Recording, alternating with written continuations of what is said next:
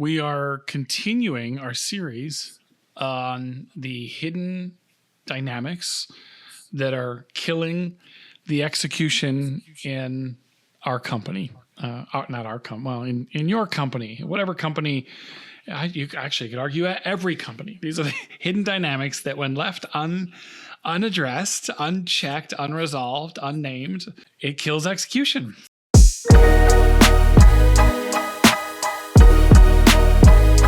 First of all, welcome back, Patsy. It's always good to see you. Thank you. Glad to be here. Last episode was one of my favorites. I said as much during it that the whole episode on passive aggression, absolutely a dynamic that hides in, and I think the point I'd want to reiterate from last episode and hopefully in every episode, that these aren't just the dynamics of struggling teams. You put collections of people together, you're going to have every one of these dynamics. Every one of them. High-performing teams are the ones that manage them and address them and resolve them and elevate them into healthier behaviors, healthier dynamics. So I'm excited to talk about today. Well, I'll say that I agree. And we say they're hidden, but they're actually in plain sight, right? Somebody comes into the room and we know that they're going to be the one that throws the kind of, they're going to be the dissenter. They're going to be this dissenting voice. Everybody's like, I'm going to brace myself. Yeah. Or, Patsy comes into the room, this is going to happen. So they're really hidden. They're hidden because they're unaddressed, but they're really in plain sight. Hidden in plain sight. And we tend to avoid them, not address them, redirect them. And it goes back to what you're just saying. It's normal human behaviors in the workplace. Yep. I think it's a fantastic point. And you're 100% right. These are hiding in plain sight. So much so that even last week we talked about a lot of these behaviors or these dynamics, you'll hear it as we're unpacking it in an episode, and you will be able to put a face to the name. You will know, oh, the dissenter, I know who that is. The passive aggressor, I know who that is. It's so-and-so in our organization. The one that we'll get to down the road, the voice of the people, right? The person who's showing up in your office saying, everybody says this, or everybody thinks this. As you hear that label, the voice of the people, you'll put a face to the name. So that you're right, they do hide in plain sight. I think to me, one of the most important things I want every leader to understand is these aren't just they don't just make things uncomfortable for people. It doesn't just change the dynamic of the team or the communication or the meeting.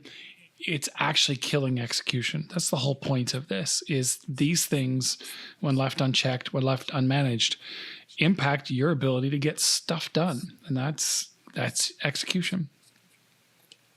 And we could say you as a CEO or the senior leader, the team leader, we could boil down to a leader at any part in the organization.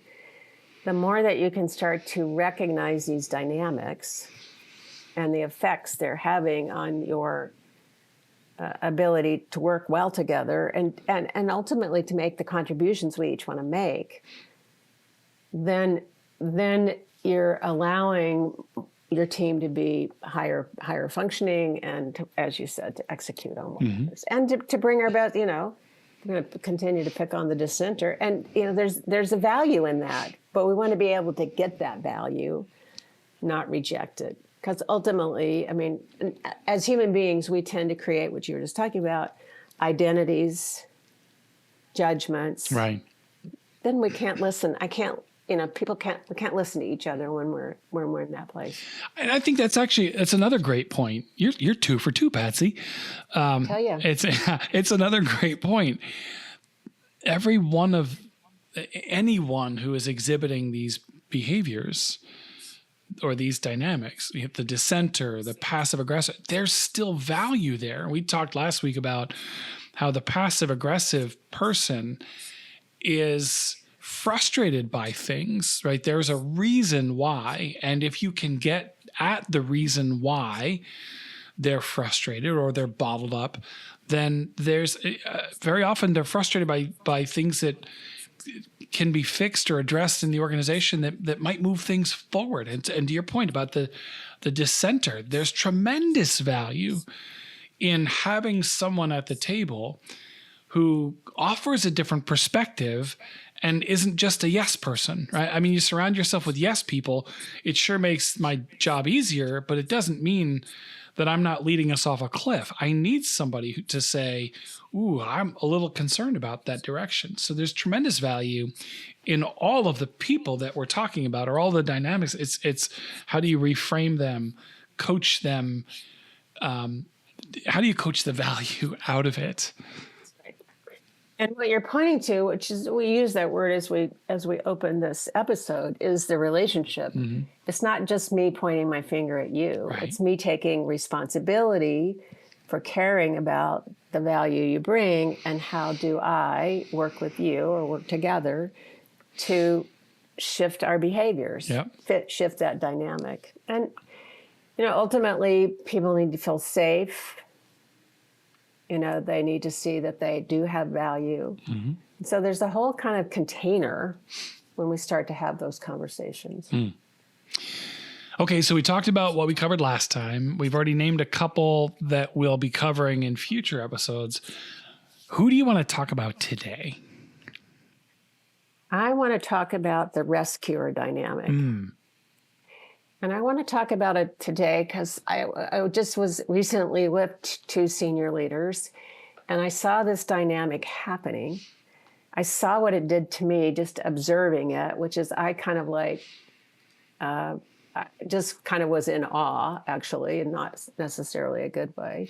I saw the senior leader. She needed time to process. So she was overwhelmed. And then the rescuer, even when there was like a nanosecond of space, jumped in. Finally, the point, I almost had my hand on the rescuer's body to say, back off. And it still didn't work. One observable behavior, we're talking, there's a variety of observable behaviors if we were to look at the rescuer dynamics. Yeah, well, let's unpack that a little bit. One is jumping in and filling the void, because and not giving somebody time to kind of process and think. Acknowledging that this can happen in with you and me. I need a little bit more time to think and to process. Sometimes that is uncomfortable for people, and people jump in. Mm-hmm. Yep. A lot of times it's when, if a senior person has the answers and a junior person isn't quite sure, needs to build some capacity, we don't give them the space because we don't know what to do with them. And then we jump in and give them the answers. Or we make decisions for others. Patrick, you want, you want the green color. So those are some of the way the rescuers, and I think then organizationally we think, well, we need to go to this person because they always have the answers. So then you start circumventing other people. Yeah. You see in organizations where where the rescuer exists, and I've got a couple of examples myself. One. Well, let me finish that statement. In organizations where the rescuer is prominent and unchecked, right, left unmanaged, it creates dependencies instead of what I often say is confidence and competence. If I know that you will always fix something, you will always second guess and overrule something, I stop thinking for myself and I come to you. And sometimes it's a learned helplessness. Well, I don't know what to do. I'm going to go and I'm going to ask you because I know you'll give me the answer. And sometimes it's a resignation. It's like, well, what's the point? I don't even know why I would bother trying to do what I want to do, because you're just going to overrule it anyway. You're just going to tell me how to do it. I've actually been working with an executive who's it's actually fascinating, because their eyes were opened to this probably about 4 months ago. How so many of the frustrations have been around people not figuring things out, right? People not, so there's a problem and it's not getting resolved, and people aren't thinking critically the way he would want them to think critically. And so he's constantly having to jump in and rescue, right? And by rescue, I mean, his thinking is, I have to prevent this issue from impacting the business.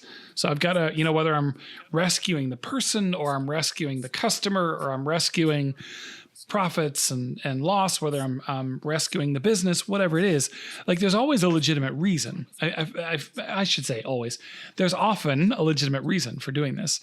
But the realization was that by always jumping in to prevent something from happening or playing out, the root of the issue never actually, the roots of the issues never came to light. Yep. Never came to light. Yep. So we couldn't even answer together, where is the problem? Is the problem with somebody's critical thinking? Is the problem with somebody's proficiency or ability? Is there a problem with somebody's desire? Is there a problem with a process or a system? And the simple adjustment that we talked about and that this executive made was, I'm not going to rescue. I'm just going to, as hard as it is, when I know that something might be heading towards not necessarily a disaster, but when I know that something might be heading towards a, it's going to blow up a little. I just need to let it and see what we as a team learn from it. And like, okay, that didn't go as planned. I didn't rescue it. What did we learn from that? And so the organizational learning then goes up, because you're experiencing it together. You're learning from it together. You're unpacking it together. So he didn't realize that by trying to rescue and prevent issues from ever happening, he was preventing organizational learning. It was really stunting the learning of the whole organization. Well, what I like what you're talking about is we all have our go-to common phrase, well, I'll just take care of it. That's it. Yep. Or, I don't want the organization to fail, or I don't want that person to, I don't want all this to overwhelm them. Or here's a good one we've heard a lot lately. It's faster if I do it. Sure. So the more that we can start as being in the rescuer position, the more we can start to see that it's actually a nanosecond belief that I'll just take care of it. Then you can see how quickly we rush in to rescue the situation. And, initially it can feel very supportive. It can be generous. We can think of ourselves as caring, but that goes away pretty quickly. And then we as the rescuers start to feel exhausted and frustrated. You just missed frustrated. Why are they not doing this? I mean, disempowering. Yeah. That's the irony of it, is the rescuer himself started to get exasperated by the fact that he was always having to rescue. Of course. It was like, of course. And I'm working nights and weekends to do my day job, because during the day I'm constantly having to step in and prevent this fire and put out that fire and do this. So he's way out of his lane. He's frustrated that the organizational learning isn't happening, right? That the competency isn't growing in the organization, and didn't make the connection that he was ultimately one of the prime reasons for it, that you have to release control. I think it is. There's a control element to it. You have to release control and be willing to let things play out. Be willing to let people step up. That's another. That's to me. I've talked about that. I think in one of my favorite laws of nature is that vacuums desire to be filled. It's a law of nature. And it works in team dynamics too, that when there's a vacuum, people fill it. It desires to be filled. And if I'm always the one filling it, nobody else will. And people will let me fill it all the time. But if I can resist the urge and create space and opportunity for others, you'd be amazed at what happens. Yeah, and hopefully what we're pointing to here for the listener is it starts with awareness. Because I think especially the rescuer is genuinely trying to take care of a legitimate need. They just don't know how to do that. And maybe they don't even see that like you're saying, it didn't even occur to them that, oh, I could be the cause of this not getting resolved. So, sometimes it's wanting to be helpful. Mm-hmm. Sometimes it's wanting to control. Sometimes it's protecting the organization, which is what you're talking about, protecting the relationship. I don't really want to have this difficult conversation with my, direct report that they're not stepping up where I need them to step up. And so it could be a variety of things. I think it starts out from a place of genuinely caring. Mm-hmm. And I started to say slowly, but very rapidly could get to be a sore spot and a place of frustration. Yeah. And then we haven't talked about, which we probably won't do today, the ladder of inference. Then we go to this belief that, Patsy's never going to figure this out, so I'm always going to have to rescue. And then we're stuck. Then we're really stuck in a cycle. And high performers won't stick around in that environment. If you're thinking for me, as a high performer, I'm not thrilled with that. I'm going home feeling like I'm underutilized, like I'm undervalued. I'm not trusted enough to, like, I can do this. I don't need you. I don't need your help. I got this. But the rescuer is I like how you frame that. The heart, I think, is in the right place. One thing I will add when you say, sometimes it's this, sometimes it's that. I do think, if we're being honest, if I'm the rescuer, how much of that is tied to my ego? I think ego factors into it as well. It's like, boy, I sure feel smart. I feel important. I feel needed. I like to be the person that everybody comes to, I'm seen as and so that may be the mirror work that I have to do to be able to put the rescuer to bed. But then you start to notice it feels good for a moment, but then I go home and kick the proverbial dog because I have got so much pent up that I don't know what to do with. And it's all valid until it's not working anymore. And it doesn't work for very long when you start rescuing. And it's interesting. So now I'm immediately flashing back to our last episode. So if I'm rescuing and I've got this growing frustration, guess how it's going to come out? It's going to come out. If I'm not addressing it with you in a healthy way to say, Patsy, I really need you to step up. I feel like I'm constantly having to step in and take things over and make sure things get pushed across the finish line. If I'm not addressing that with you in a healthy way, it's going to come out. It's going to come out in passive aggressive ways. I'm going to be, and what do I do? You hear this like, here we go again. I'm going to have to be the one to save this. I'm going to be, that's a passive aggressive way of expressing the frustration that I'm bottled up, that I'm constantly having to rescue. But to me, it kills execution because for sure it's robbing the organization of that organization learning, right? The people aren't growing. It's interesting. I'm amazed at how often people will let the rescuer rescue. Like, hey, cool. If you want to do it, awesome. Saved me from having to do it. So then you have people not at their peak productivity. not being, I don't know, not growing, not stretched. What am I missing? What else? How else, from your perspective, how does this hidden in plain sight dynamic impact execution? What you're talking about is what's it costing me, what's it costing you, and what's it costing the organization. Learn dependence, you just mentioned in a different words, is that unclear accountability. Leaders who become bottlenecks, that one's one we haven't talked, but if you're trying to control, someone's trying to control, the situation to the point that then you're a bottleneck, then I don't want to be on your team. Yeah. You missed reduced initiative. If Petra's always going to rescue me, why should I take any initiative? I know what's going to happen. Yeah.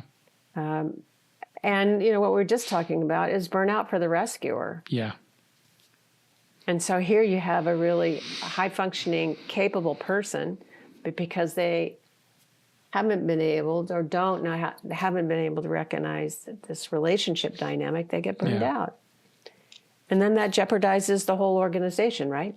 As you were just talking. Okay, so last week when we were talking about passive aggression, we talked about how you as a leader can, actually, we talked about it two ways. If you remember, we said, okay, remember, as a leader, you're going to witness passive aggressive behavior on your team. Here's what you do about that.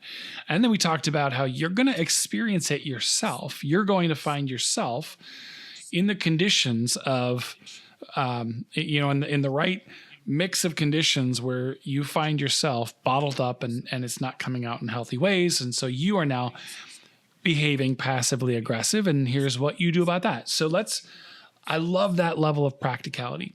So if I'm a leader, I'll ask you these two questions, but I'll ask them one at a time. Patsy, if you're coaching me as a leader who has rescuer in my organization, how do I coach and develop that dynamic to get the value out of the person and the system, and not leave this as a growing problem for all the things we talked about, the burnout, the lack of organizational learning? How do I manage that if the rescuing is going on in my organization?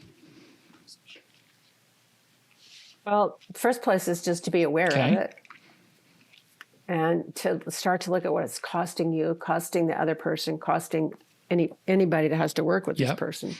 That's kind of like, it sounds, I know, very basic, but it is, if we're not aware and we're willing to just, we call it current reality. If we're not willing to look at what's currently going on, then we're not dealing with the real issue. So that's the first place.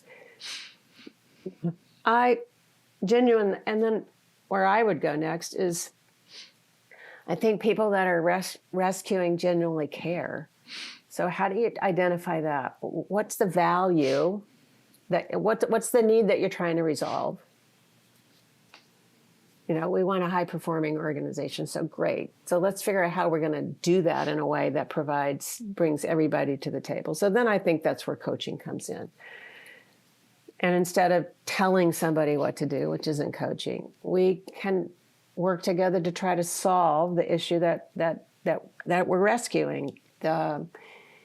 Somebody doesn't have the skills to do the job in this particular area, so let's coach them. Somebody is not motivated to do it. There could be any number of issues that you and I both bump up against all the time. They may just be unclear about who really owns the problem or owns the situation, so you may have to clarify. But ultimately, it's about, and I think also with awareness, this is a difficult situation. You have to create safety. We mentioned that earlier. We have to create psychological safety so I can have a difficult conversation with you. And then it goes back to you're talking about needing to learn. I think you have to start asking questions. What do you think? What options have you considered? What are you learning? So it's a leadership, we'd call it a growth mindset based on care and curiosity. I like how you led with, or early on, you said, remember that the rescuer cares. Right? That's they're not seeing these these oncoming storms and running the other way. They're running into them to try to prevent them. So in that sense, it really does come up from a place of care, concern. I do believe there may be some ego involved. I don't know. Or maybe there's a lack of trust in the people who are supposed to be, who are supposed to handle the issue. I think when I think about practicality, if I'm managing a rescuer, can I help that person not just try to solve the issue, not rescue to solve one issue, but to address how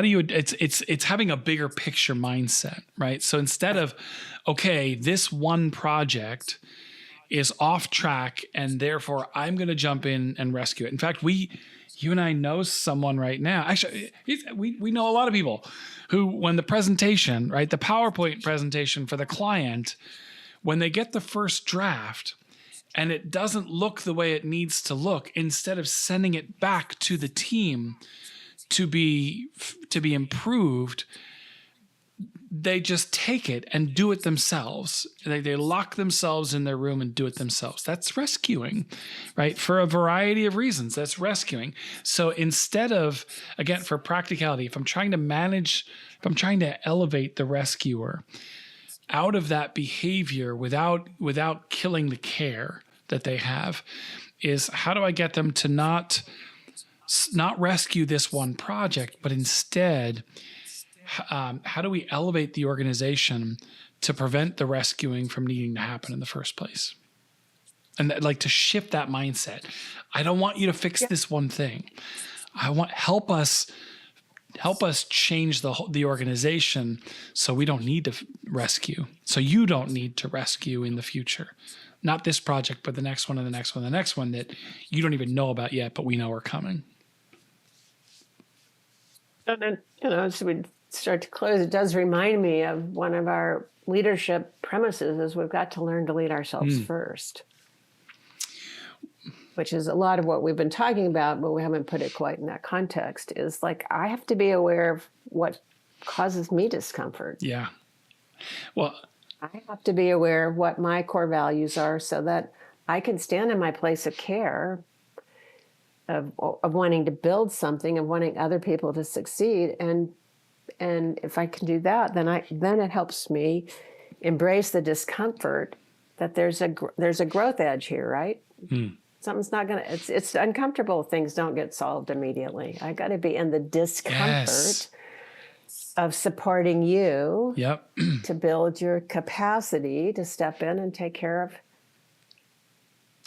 And it may be you need to build your capacity. It may be that if I back off and give you the space, is what you're talking about earlier, people just naturally step in. You just haven't given them enough space to step into. When you talk about just staying in the discomfort, being okay in the discomfort, somebody that I know well would call that a counterintuitive move. That's just be uncomfortable, be comfortable being uncomfortable, or just be okay being uncomfortable. But okay, so you said lead yourself first. That's the second way now that how would you coach me? You've already given me some ideas, some practical strategy. If I've got the rescuer in my organization, for how do I coach that person up? How do I coach the behavior change without killing the care? But what if I'm the rescuer? How would you coach me if I'm the rescuer, and if I find, and it's kind of like the passive aggressive thing we talked about last week. No one is always passive aggressive or never passive aggressive. I am passive aggressive in the right conditions, and I am fine communicating healthy ways under those conditions. So we all go in and out of those behaviors. So there are plenty of times where I'm fine letting somebody take it and run with it and fall down a few times. And then there are other times where I feel a greater sense of control or greater lack of trust, or maybe a greater, I don't know, sense of ego or arrogance where I step in to rescue. So how would you coach me to see it and solve? How would you, let's just use your phrase, how would you coach me to lead myself first when I find myself rescuing? If we've already identified that there's common ground and common care, then this split second happens in our physical, emotional bodies. There is a split second when we go from calm, cool, and collected, holding the psychological space, to just wanting to rescue. So I often coach people to notice, when were they grounded and aligned, present with this care, and when was that moment? How does it feel? Our jaws get tight. We lean forward. We start gripping our hands. We each have physical cues. I tend to do all of those, but there's that split. We have to start noticing that moment in ourselves, because it happens so quickly that we're in the rescuer mode and we're like, whoa, how did I get here again? So it's peeling ourselves back to notice, my jaw just got tight, my hands are gripping, and I'm leaning forward, and I'm taking control. That's what I call self-awareness. Mm-hmm. That's where a lot of emotional intelligence comes in. The first step of emotional intelligence is to just start to notice, become aware. And with that, which if we were to introduce a ladder of inference today, notice how quickly we go to a belief system. John is not capable of doing this. The organization's at risk. I've got to go in. That is a belief. Yep.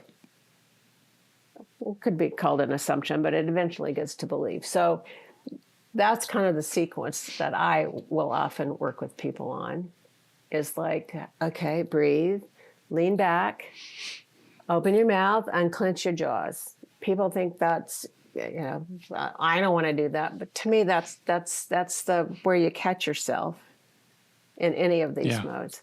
I did have to laugh after our last episode on passive aggressive.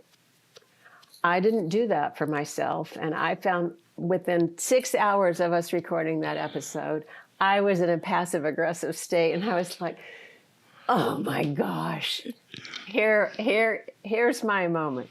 So anybody listening, we're just talking about our human interactions and our reactions, and we have to peel ourselves back. Look, you can look and see that every one of these dynamics or behaviors has an impact on the people around us. But the heart is most often in the right place. Like these are human behaviors. These aren't the passive aggressive thing is not, it's not a conscious thought. Okay, I'm starting to feel this negative emotion. Now I'm gonna internalize it and bottle it up, and then I'm gonna start finding passive. Just like the rescuer, to your point, it's very often it becomes it's our go-to move. It can be someone's go-to move. And since you brought up beliefs, I think it's worth saying that it's not behavior change. Any behavior change requires a change in thinking, right? It requires a change in very often beliefs, but it doesn't always mean that I have to believe the opposite of what I believe today. So you threw out the example, John always drops the ball on this project and therefore I have to, or on projects, and therefore I have to jump in and rescue him. I don't have to suddenly lie to myself and say, John is phenomenal and he's got this and there's nothing to worry about, because if I have enough data to the contrary, I will know that I'm lying to myself. And that's not a belief that's going to bring me the ability to not rescue. I'm just kidding myself. I'm lying to myself, and I'll jump in and rescue the moment I see that John is struggling. It's not always believing the opposite. It's sometimes very subtle tweaks to the belief to open up the possibility of new behaviors. So in that example, John always struggles with his projects. And so instead of saying, therefore I have to jump in, it's like, John always struggles with his projects, but that's how he's going to learn, right? But if this one falls down, it's not going to cost us everything. I don't know, like it can be a subtle tweak of a belief that then gives me permission to actually step back and let John rise to the occasion, or perhaps even struggle and fail. But then I didn't rescue. I let that happen. And in the process of John struggling and failing, we now know where we now have maybe more information about the root of the problem. All right. Does John need more training and development? Does John have too much on his plate? Did John understand the assignment? Right? They're all does John have other stuff going on outside that I can? There are many other ways to approach it than let me just jump in and rescue and prevent this from falling, and then we never address any of those other issues. As we're talking about is creating the conditions where people become capable for navigating their own obstacles. Yes. But yes. If they already existed, then somebody would be, solving the problems, but they don't exist. So as a leader, how do we help, not rescue, but how do we help create those conditions? And back to your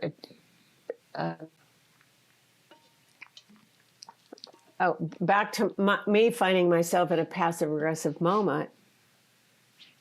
Instead of beating myself up, we're going to find ourselves rescuing until we learn how not to rescue. I'm going to find myself in passive aggressive moments until I can catch myself ahead of time. So I actually smiled when I found myself in that moment. So having some compassion that we're learning not to rescue, we're learning and not rescuing, then how do we learn to help? Let's not turn it, it's a process. Yeah. It's all of this.